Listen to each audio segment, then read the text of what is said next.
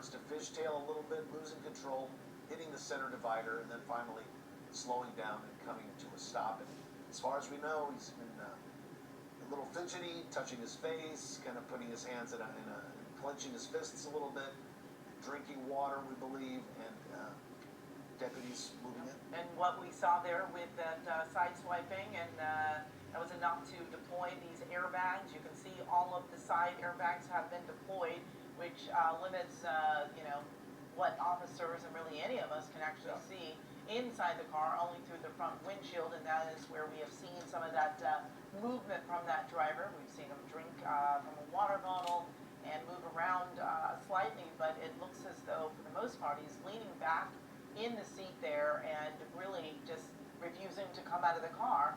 As officers, you see there, standing there, they are armed and waiting. They do know that this driver very well may have a gun. That is what was seen after the initial pursuit that began. Those initial officers who were trying to pull him over for reckless DUI said that there was a weapon involved. It appeared that he showed a gun or motioned that he had a gun, and now they are being very cautious before they approach that car. We are waiting for some of that equipment to come in to help them get a closer look inside the car, and hopefully it will prompt this driver to just give up. But they may be taking their time, making phone calls, talking to family members, friends, before they know they're going to be spending some time in jail. Now, we're just trying to figure it out. We do know, we believe that he's under the influence of alcohol or something else. So he's not in the right frame of mind. And something interesting that Mike mentioned earlier, this is an area that's patrolled and covered by the LAPD.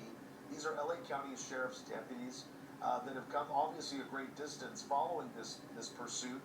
The closest other two possible departments or divisions that can handle this is West Hollywood Sheriff's Department. And then, Mike, you were telling us, too, that Universal Studios... They have a little substation. Little substation there. They contract with the Sheriff's Department to cover that area there. As Universal City's its own city, per se, with its own fire department as well. Right now, it's just a wait-and-see game, right? Yeah, and I want to ask, the deputy in the right patrol car by the driver's side, the deputy on the right, he's got a less lethal weapon in his hand, and I can't tell... It looks like it's not a beanbag gun. I wonder, is that pepper balls? Does that look like to you? It's got the yellow.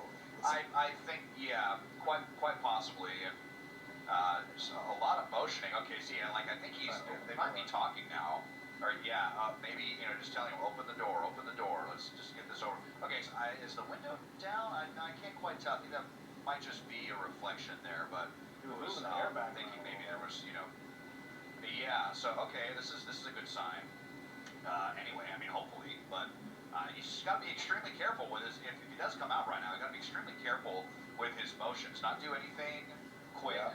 Don't try to run away, or let's not give any reason for for the sheriffs to have to do anything rash here. So if they do come out, hopefully just going to cooperate. But let's see if that is indeed the case, because.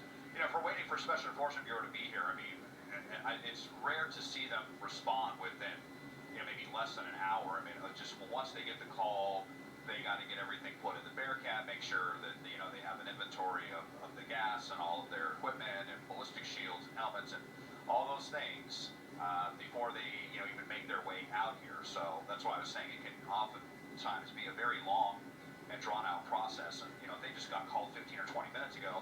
And if they're coming from Monterey Park, where they keep a lot of those Bearcats, then, we're in rush hour traffic right now, and they're going to be subjected to a lot of that same traffic just to get here. So even though the call has been made, that doesn't mean that they're going to be here anytime soon.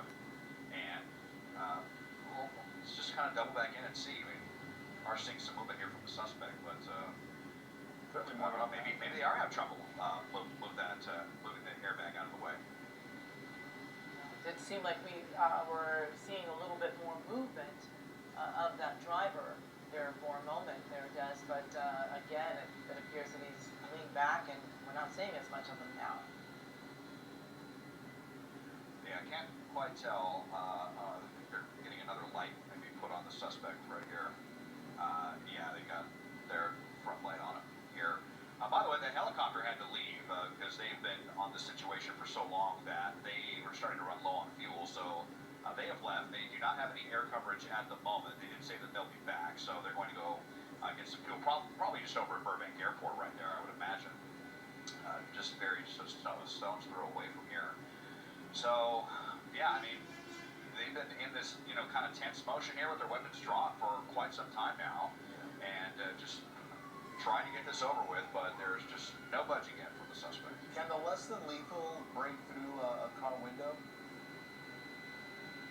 Yes, it definitely can. We've seen it in the past before. A lot of times they might shoot like a beanbag through to break the glass, and then shoot some pepper balls in after. I'm not sure if the pepper balls themselves are capable of shattering or breaking through the glass, but